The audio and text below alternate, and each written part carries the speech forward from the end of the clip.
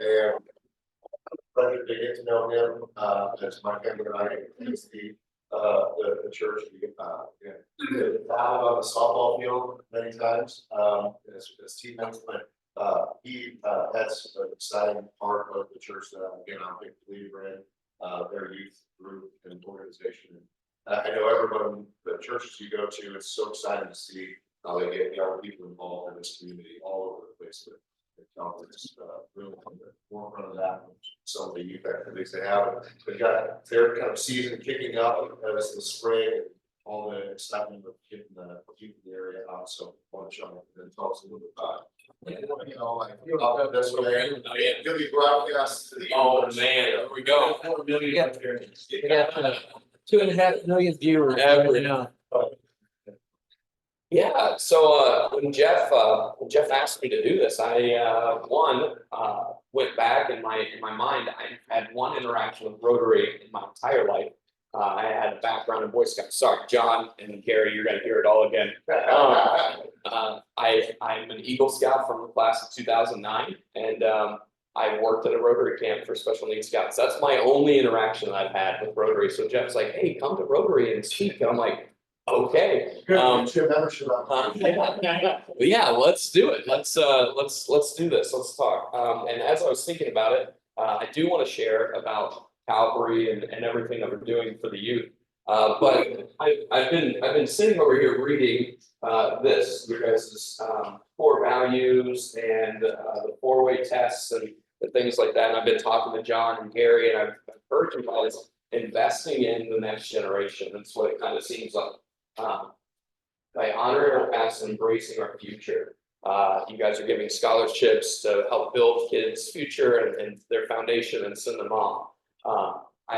So I wanted to take a couple of minutes and just talk about the state of the kids as we sit right now here in this year of America. There was a survey that went out, and they asked 5,000 teenagers in the country how they're doing, basically. What's up, how this and that. They're asking them all these things, and it's actually a survey that's been going on since like the 30s. That they've been asking the generations as we've been going as a country.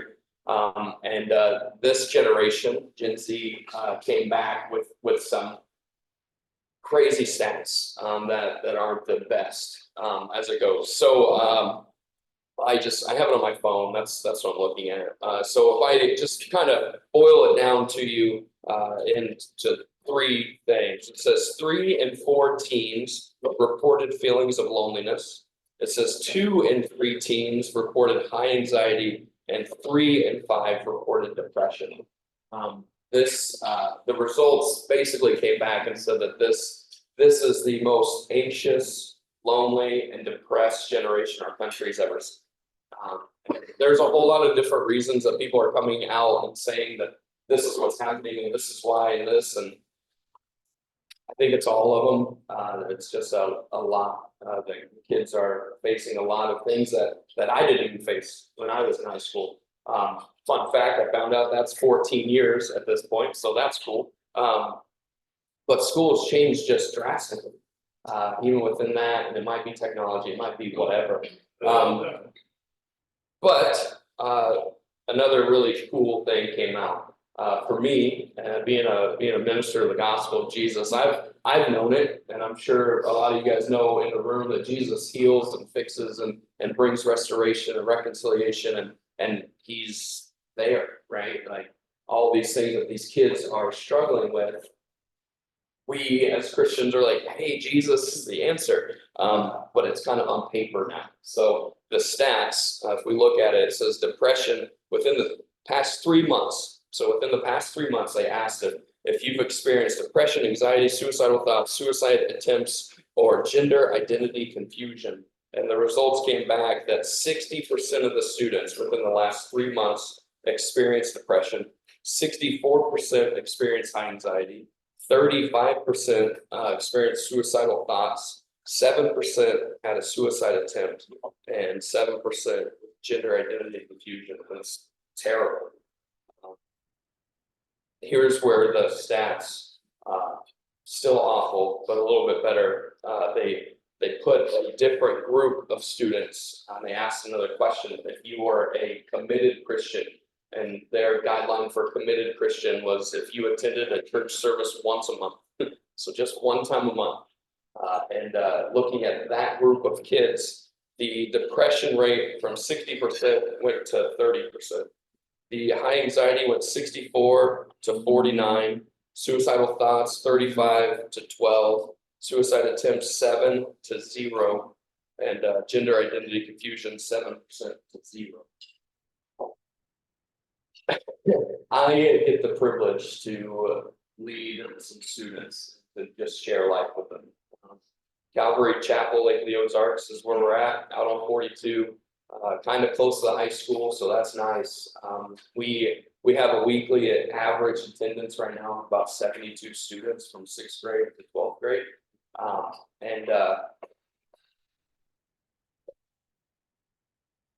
For me, those aren't just numbers, they're faces at the same time. A lot of the times when I see a student for the first time, you can just tell, you know, that this might be one of their last resorts. They're like, well, I'll try church out. And if they stick around long enough, you start to see that light kind of come back. You start to see Jesus work in their life. And that's just been my experience. I've had about a decade's worth of experience doing student ministry at this point. And those numbers for me, just they don't lie. This generation is going through a lot. Love you guys, I really do. You're going through a lot. And if that's you, you're falling in that category. For me, the answer is Jesus, and he's done it all for you, and you just get to receive what he has. That's really all that I have. We do a lot of events. One of our biggest ones isn't necessarily our summer trip. It's actually our fall weekend. We will go and rent out a portion of Encounter Cove, used to be Windermere, and we're bringing 50 or 60 kids that just want to hang out for a weekend.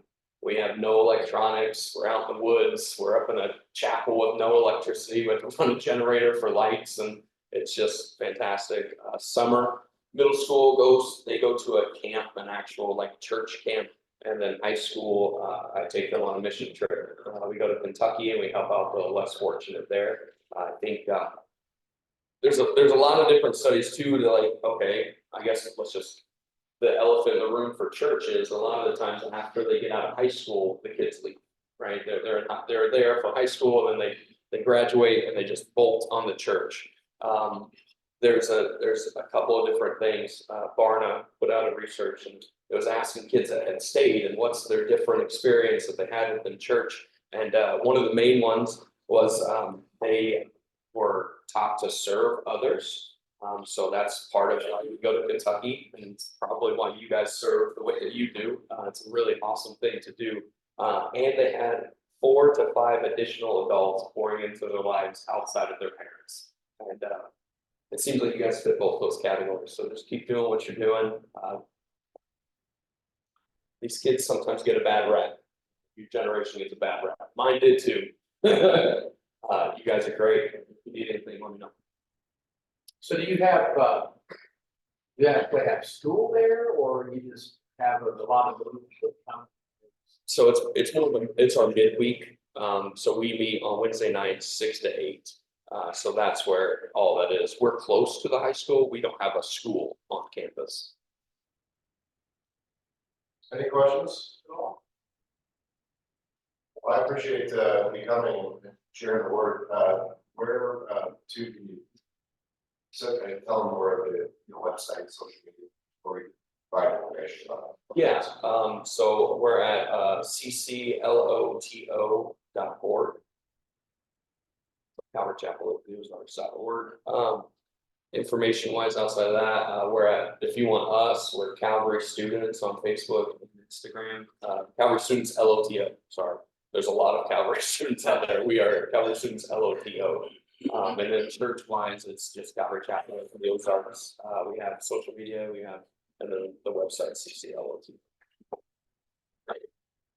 I guess I had one more stat. 83% of people that commit their life to Christ do it from the ages of 4 to 14. So that is a staggering stat. And one thing that we do at Calvary Chapel is we've really invested in that age group. That's the most staff people that we have. So we have myself, we have Zechariah Burdett. He is our middle school director. We have London, England. Oh my goodness, my kid calls her London, England, so that's my bad. London Hummiston is our kids director. Yeah, my kid. So it's the most staff people, and it's actually the biggest part of our budget. It's probably over $100,000 just for that group year. Right. Thank you. Yeah, absolutely. We got one more job for you.